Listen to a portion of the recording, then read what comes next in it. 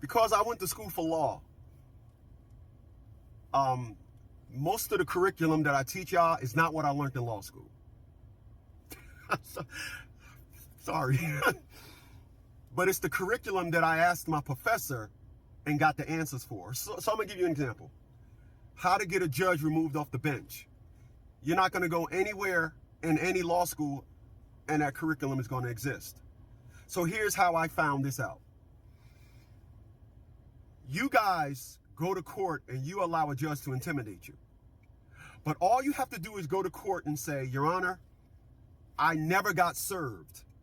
If you move forward with this hearing, you're in direct violation of my constitutional rights.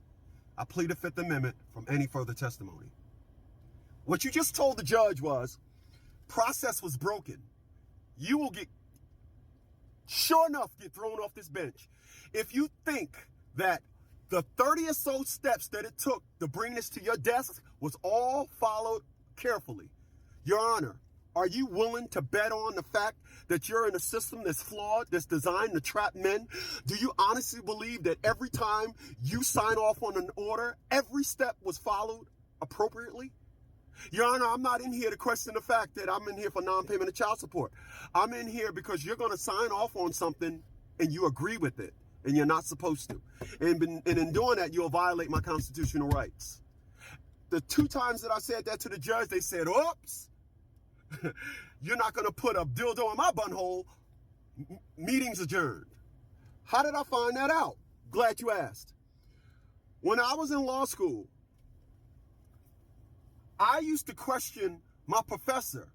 He knew I was going through something, and I'm quite sure he figured it out. But I would always ask my professor questions, and the questions that I would ask my professor was, how could a judge do that? What if you're not served? What if this, what if that? So I found out the 6 things that a judge can do to get removed off the bench. One of them is incompetence. Incompetence is doing your job appropriately and accordingly. That is signing off on stuff that you want to put your career on that was done right. For example, I was in a federal hearing one time, and a judge said, I sent this to you personally in a very mean manner. Him not knowing I went to school for law, I know why he said this. He said this because he wanted to be put on record for any appeals. So when the appeals court look at it, they said, oh, he says right here, he sent it to him personally. I rebutted that because you ain't going to fear me. I don't fear you. I rebutted that by saying, no, you didn't. You have a staff that does that. Why would a judge be sending things off personally? I'm telling you, I do not live at that address. Show me where you live at. Show me the address. I said, this address right here. I don't live there. I'm only here today because I got a call yesterday making sure that I show up. 732-875-9111. Stand on what you say in court. Use words like I plead the Fifth Amendment to any further testimony. And let them say, well, we moving forward. Well, we're this, we're that. The 2 times that I said this to a judge, I won because they're not stupid. You just don't know.